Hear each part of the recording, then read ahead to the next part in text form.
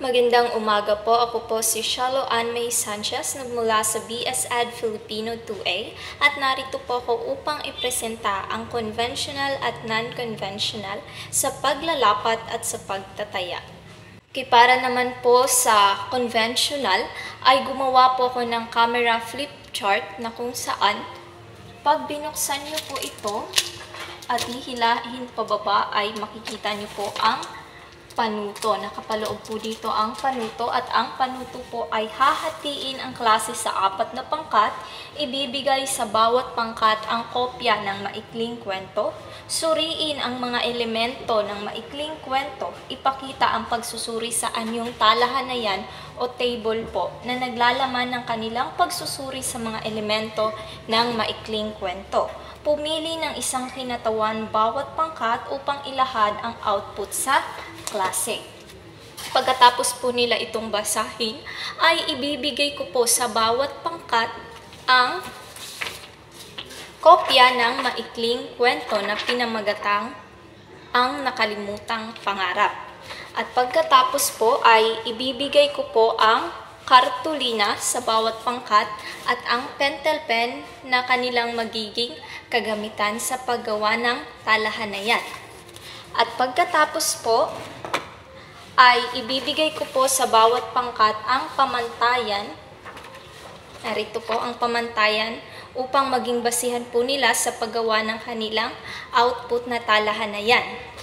Pagkatapos naman po upang masigurado ng guro kung may natutunan po ba talaga ang mga mag-aaral, ay bibigyan po ng 1 to 20 na ito po sa pagtataya. Ibibigay po ito sa bawat pangkat. Ito po ay 1 to 20. Kung talagang alam na po ba talaga o may natutunan po ba talaga ang mga mag-aaral sa iginawang pagtatalakay ng guro. Ito po ang pagtataya sa conventional. At pagkatapos po nilang gawin ang talahanayan, ay pipili na po ang bawat pangkat ng isang representante na siyang magpapaliwanag nito sa harapan. At ito po ang halimbawa ng output na ginawa ng bawat pangkat. Narito po ang talahanayan. Ganito po ang hitsura niya.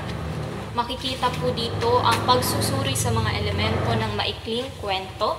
Makikita po dito ang pamagat, ang tauhan, tagpuan, tunggalian, tema at aral.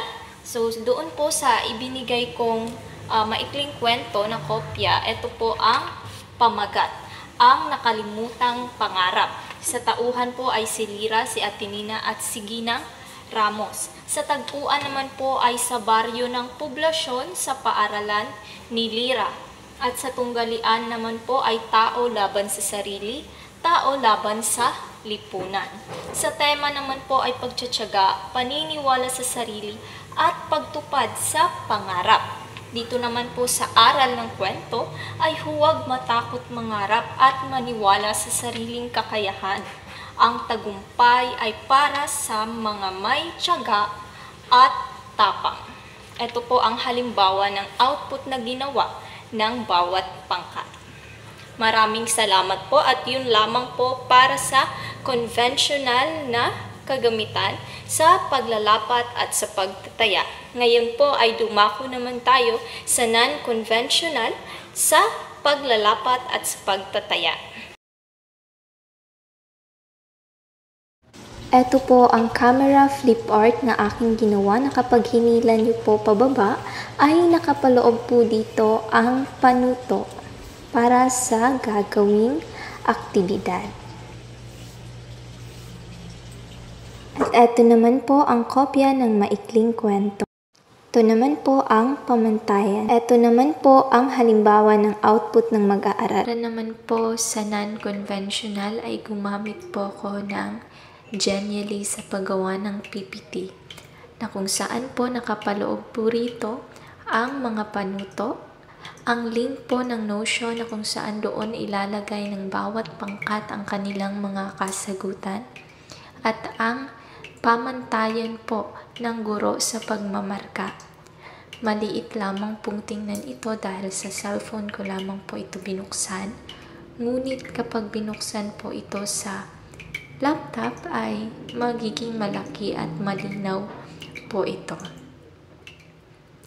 Ulitin ko po, narito po ang panuto, ang link at ang pamantayan ng guro sa pagmamarka.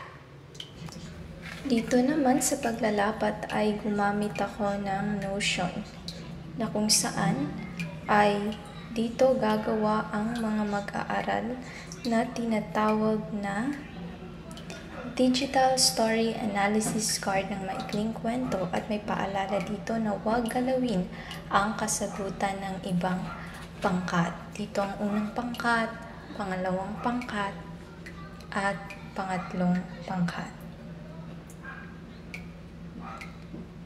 Kung nakikita nyo ay may blanco. Dito nila ilalagay ang kanilang nagawang maikling kwento na ang kanilang maikling kwento na ginawa ay makikitaan ng pamagat, may akda, tauhan, tagpuan, tunggalian, tema at aral. At otomatikong makikita ng guro ang kanilang mga kasagutan.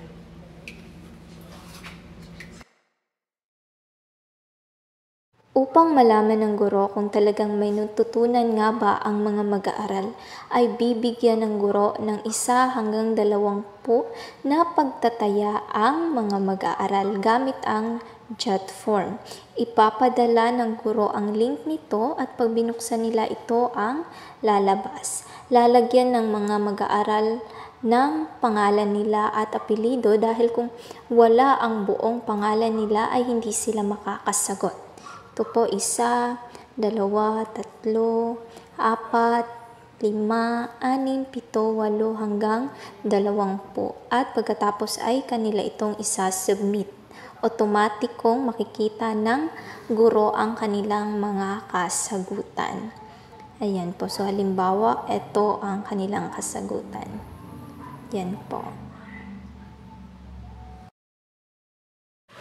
Muli, maraming salamat po. Ako po si Shelo Ann May Sanchez, nagmula sa BSED Filipino 2A.